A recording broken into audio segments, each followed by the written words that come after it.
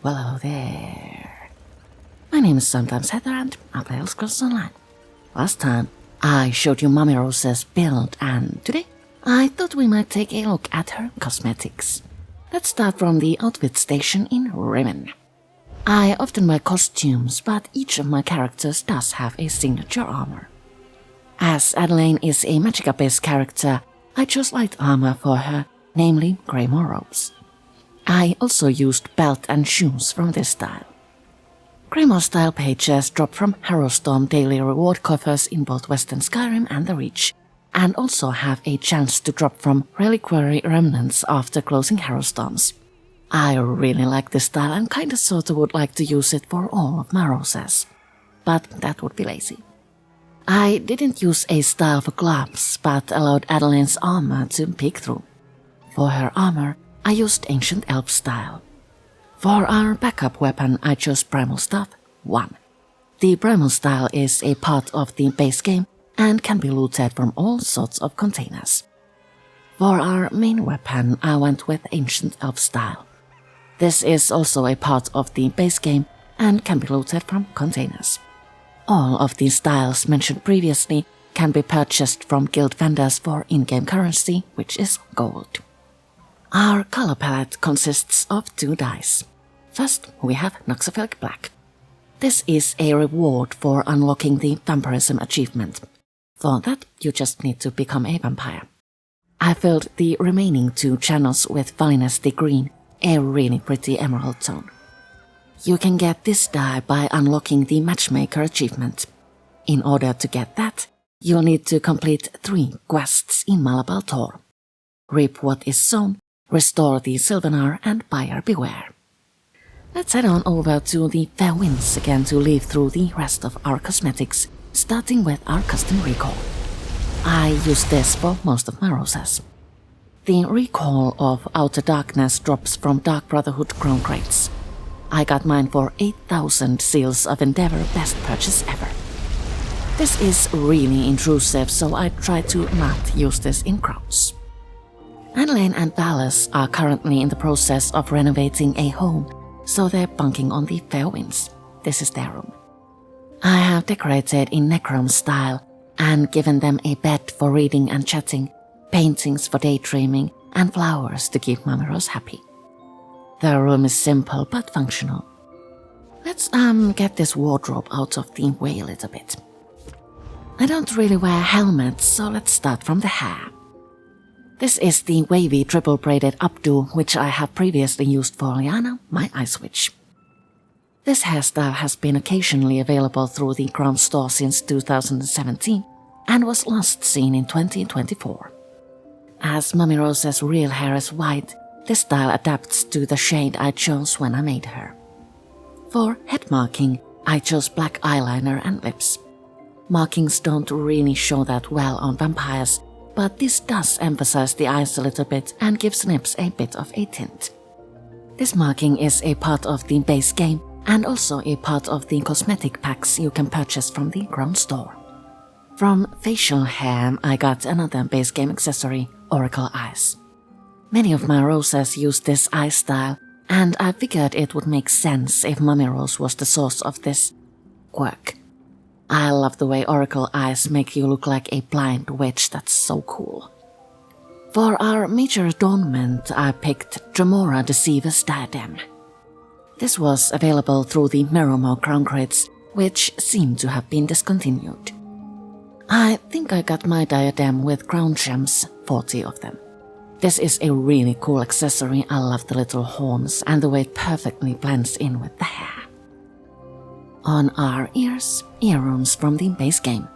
I think I picked these when I created Adelaine and haven't felt the need to change. These are really cute, not too flashy but eye-catching if you happen to look that way. I rarely use body markings, but for Adelaine, I chose Scroll of the Arcanist tattoos. On a vampire, these are faded, almost invisible, and I like it. This came from Ascent of the Arcanist reward bundle, which was a promotional thing during July 2023. I think this marking was a once-in-a-lifetime thing, so if you didn't get it, too bad. As we put our clothes back on, it's a good time to talk about costumes, yes? Adeline is currently wearing the Fashion Witch Ensemble, a really cute fit that's been available in the Crown store during Witches Festival since 2023. I just got mine and dyed it in Adeline's colors. This actually comes with a witchy hat, so adorable.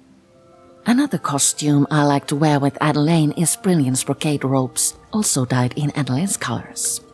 This had a chance to drop from Frost Atronach crown crates and was also available for free with 2 other costumes when you unlocked the Defender of Orsinium achievement in Hrothgar. All 3 costumes have a similar style, I love them all. I also really like the Desert Garden Gala overdress. This is my absolute favorite costume, and most of my roses sometimes wear it, dyed to match their personal colors. I love the details on the hem and the bodice, and the full coverage pleases me greatly. This costume is occasionally available through the Crown store, and also has a chance to drop from scale color crates. And sometimes we wear the grizzly mummy wraps to scare the young folks a little bit. This skin-tight fit has been available through the Crown store during Witches Festival since 2021. Finding costumes to fit an old woman's personality is surprisingly hard, by the way. One fit I like is the Orc Wise Woman's vestments. This costume has been available through numerous sources for a really long time. You've been able to purchase it, and it now has a chance to drop from New Moon and Buoyant Armature crown crates.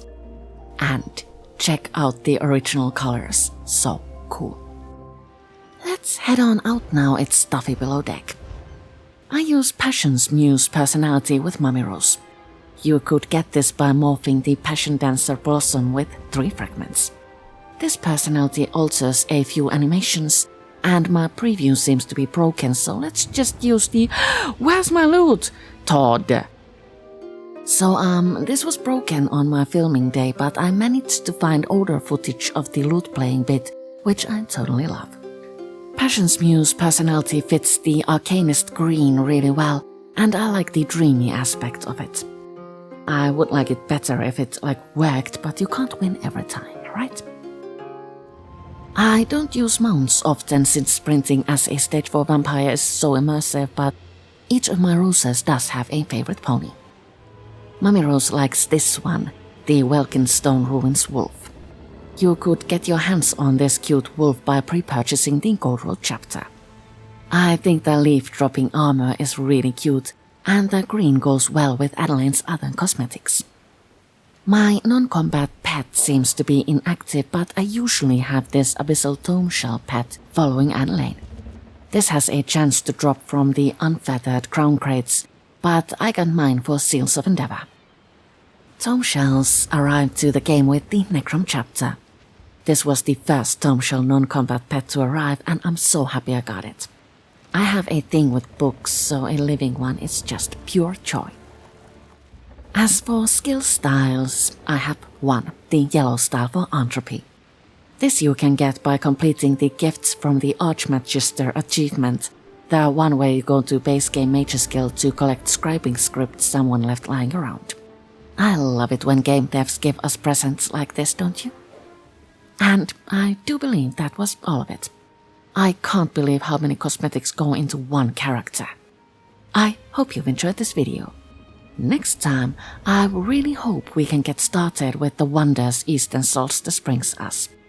Thank you so much for watching, and I'll see you all later.